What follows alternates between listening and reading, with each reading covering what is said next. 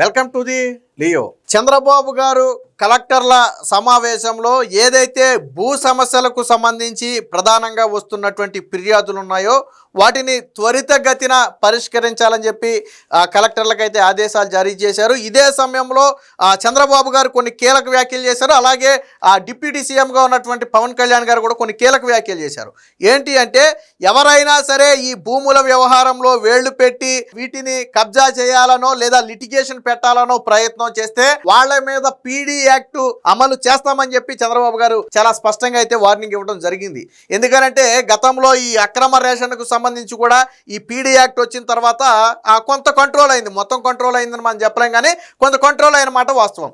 ఇప్పుడు అదే విధానాన్ని ఎవరైతే పేదల భూములు అక్రమంగా కబ్జా చేయాలని చూస్తారో లేదా వాటిని ఇరకాటంలో లిటిగేషన్లో పెట్టి వారిని వేధించాలని చూస్తారో అలాంటి వారిని ఎట్టి పరిస్థితుల్లో ఉపేక్షించేది లేదని చెప్పి చంద్రబాబు గారు చాలా స్పష్టంగా చెప్పడం జరిగింది. ఇదే సమయంలో పవన్ కళ్యాణ్ గారు కూడా మాట్లాడుతూ కొన్ని ప్రాంతాలలో రాజకీయ నేతల జోక్యం పెరుగుతుందనే ఫిర్యాదులు వస్తున్నాయని చెప్పి మాట్లాడిన నేపథ్యంలో వెంటనే చంద్రబాబు గారు కూడా కలుగు చేసుకున్నారు.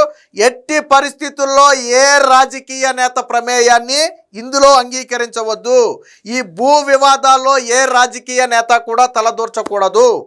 యాజ్ పర్ రికార్డు ప్రకారం జెన్యూన్గా ఆ భూమి ఎవరిదైతే వారికే చెందాలి తప్ప ఇందులో ఎటువంటి బలవంతం ఉండకూడదు, ఇందులో ఎటువంటి బెదిరింపులు ఉండకూడదు. రెండోది, ఆ వ్యక్తి కార్యాలయాల చుట్టూ తిరిగే విధానానికి స్వస్తి పలకాలి.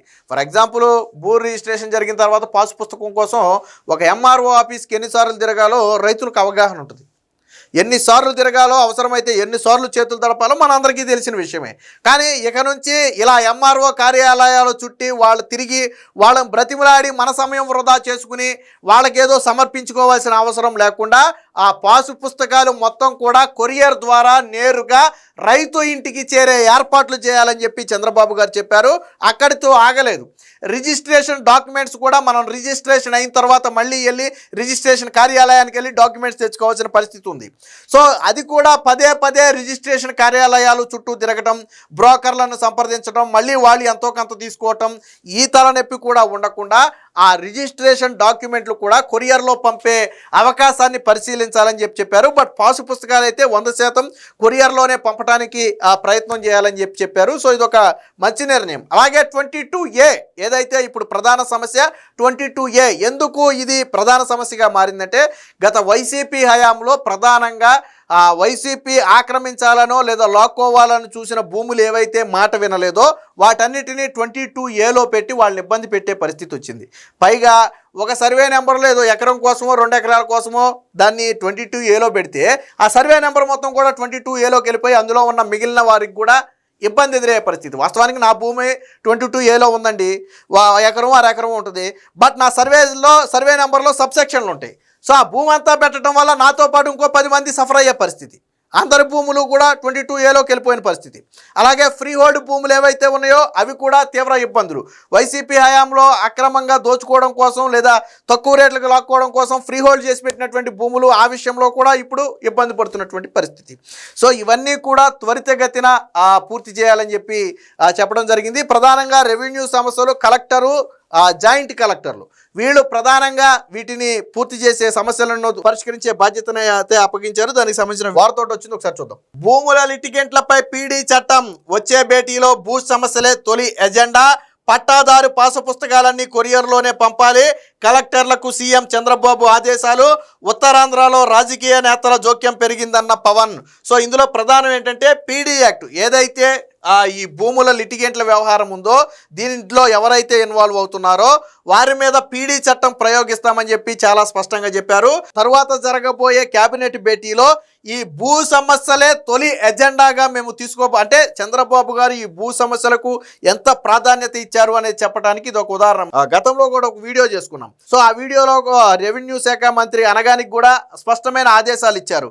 3 నుంచి 4 నెలల లోపు ఏదైతే ఈ ఫ్రీ హోల్డ్ వ్యవహారాలు ఉన్నాయో వాటిని వెంటనే పరిష్కరించాలని, వచ్చే ఏడాది నాటికి ఆల్మోస్ట్ భూ సమస్యలన్నీ పరిష్కరించాలి, సర్వే పూర్తి చేయాలని చెప్పి స్పష్టమైన ఆదేశాలు ఇచ్చారు. ప్రతి నెల దీని మీద సమీక్షిస్తామని చెప్పారని చెప్పి మనం వీడియో కూడా చేసుకున్నాం.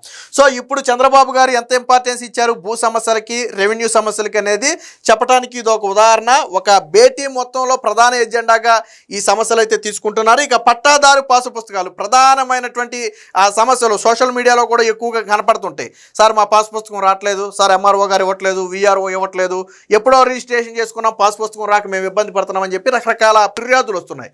సో వీటన్నిటి మీద చంద్రబాబు గారు దృష్టి పెట్టి ఎట్టి పరిస్థితుల్లో ఇలా రైతులు వాళ్ళ చుట్టూ తిరగాల్సిన పరిస్థితి రావద్దు అంటే ఏం చేయాలి, వాళ్ళ పాసు పుస్తకాలు వాళ్ళకి కొరియర్లో పంపేయాలి, పోస్ట్లో పంపేయాలి. సో ఇది చంద్రబాబు గారు నేను చెప్పినటువంటి ఆదేశాలు. సో దీనికి సంబంధించి కలెక్టర్లకు కూడా ఇచ్చారు. ఇక రాజకీయ జోక్యానికి సంబంధించి కూడా పవన్ కళ్యాణ్ మాట్లాడారు, అది కూడా ఒకసారి చూద్దాం. భూ వివాదాల్లో కొందరు కావాలనే వివాదాలు సృష్టిస్తున్నారు, చిక్కులు పెంచుతున్నారు, వారిపై అవసరమైతే పీడీ చట్టం ప్రయోగించి జైల్లో వేస్తామని ముఖ్యమంత్రి చంద్రబాబు హెచ్చరించారు. సో నిజంగానే ఇలా ఏదైతే ఈ భూములను కబ్జా చేసి ఆక్రమంగా పేదల నుంచి దళితుల నుంచి బలవంతంగా లాక్కుని ఇబ్బంది పెట్టాలని చూస్తున్నారో వాళ్ళందరికీ కూడా ఇది ఒక తీవ్ర హెచ్చరిక లాంటిది. ఖచ్చితంగా ఎంతటి వ్యక్తి అయినా సరే పీడీ చట్టం ప్రయోగించి బొక్కలో వేస్తామని చెప్పి చంద్రబాబు గారు మొహమాటం లేకుండా చెప్పారు. అందులో పార్టీలతోనో లేకపోతే ఇంకో దాంతోనో సంబంధం లే, అందులో ఎవరు ఇన్వాల్వ్ అయినా కానీ ఎట్టి పరిస్థితుల్లో వదిలే ప్రసక్తి లేదని చెప్పి చెప్తున్నారు. ఇక సచివాలయంలో గురువారం కలెక్టర్ల సదస్సులో రెవెన్యూ శాఖపై చర్చించారు. సీఎం మాట్లాడుతూ 22A పెట్టిన భూమి సమస్యలన్నీ త్వరగా తేల్చాలి, కొన్ని ఇళ్ళు కూడా 22A ఉన్నాయి, వాటిపై ఇళ్లలో ఉన్న వారికి హక్కులు కల్పించాలి, పట్టాదారు పాసు పుస్తకాలు కొరియర్ ద్వారా ఇళ్లకు పంపితే ఆలస్యాన్ని నివారించవచ్చు, తద్వారా రిజిస్ట్రేషన్ డాక్యుమెంట్లను కూడా కొరియర్లో పంపే అంశాన్ని పరిశీలించాలి, మళ్ళీ వాళ్ళు రిజిస్ట్రేషన్ కార్యాలయానికి రాకుండా చేయొచ్చు అని సూచించారు. ఈ చర్చలో ఉప ముఖ్యమంత్రి పవన్ కళ్యాణ్ మాట్లాడుతూ విశాఖ, అనకాపల్లి, విజయనగరం తదితర ప్రాంతాలలో కొంత రాజకీయ జోక్యం పెరుగుతున్నట్టుగా ఫిర్యాదులు వచ్చాయని, వారితో అంటే రాజకీయాలతో సంబంధం లేకుండా ఎవరి ఇన్వాల్వ్మెంట్ను మీరు పరిగణలోకి తీసుకోకుండా సమస్యలు పరిష్కరించాలని చెప్పి చంద్రబాబు గారు అయితే చెప్పడం జరిగింది. సో సీఎం స్పందిస్తూ కలెక్టర్లు, ఎస్పీలు ఏ రాజకీయ నాయకుడి ప్రమేయాన్ని అంగీకరించొద్దు, రికార్డుల ప్రకారమే వెళ్ళాలి, ఎవరు తప్పు చేసినా వదిలిపెట్టే ప్రసక్తి లేదని స్పష్టం చేశారు. రికార్డులను డిజిటలీకరణ అవసరాన్ని కూడా మంత్రి మనోహర్ అయితే ప్రస్తావించారు. సో ఒకటి, ఇందులో టీడీపీయా, జనసేనయా, బీజేపీ అనే సంబంధం లేనే లేదు.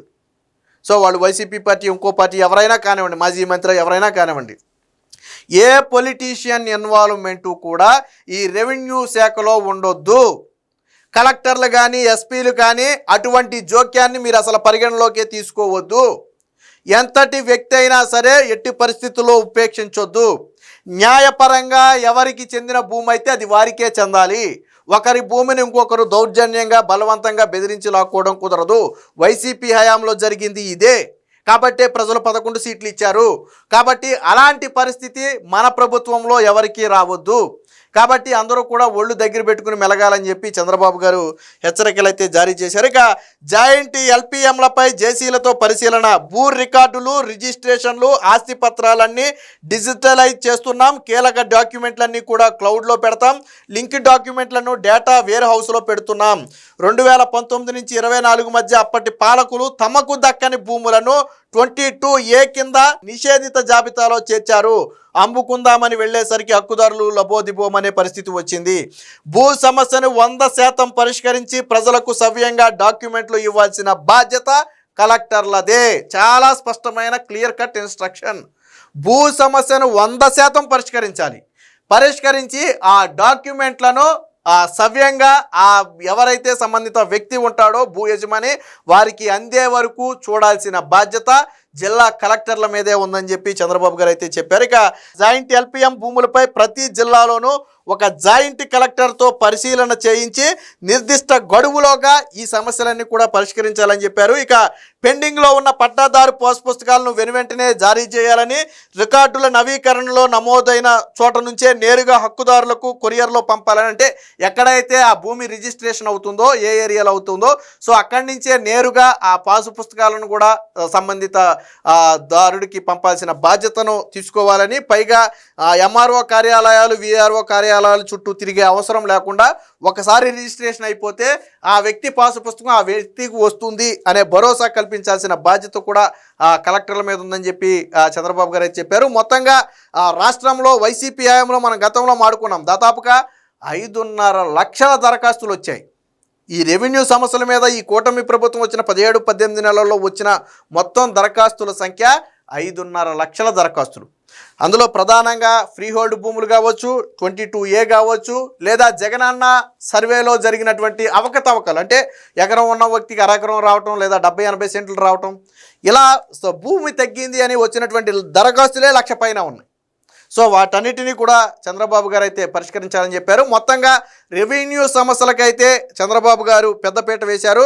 అటు రెవెన్యూ విషయంలో ఎవరి జోక్యాన్ని కూడా సహించవద్దు, న్యాయపరంగా ఎవరికైతే ఆ భూమి చెందుతుందో వారికే ఆ పూర్తి హక్కులు కూడా చెందాలనేది నిన్న చంద్రబాబు గారు కలెక్టర్ల సమావేశంలో చెప్పినటువంటి మాట. Please subscribe to Leo news for more videos.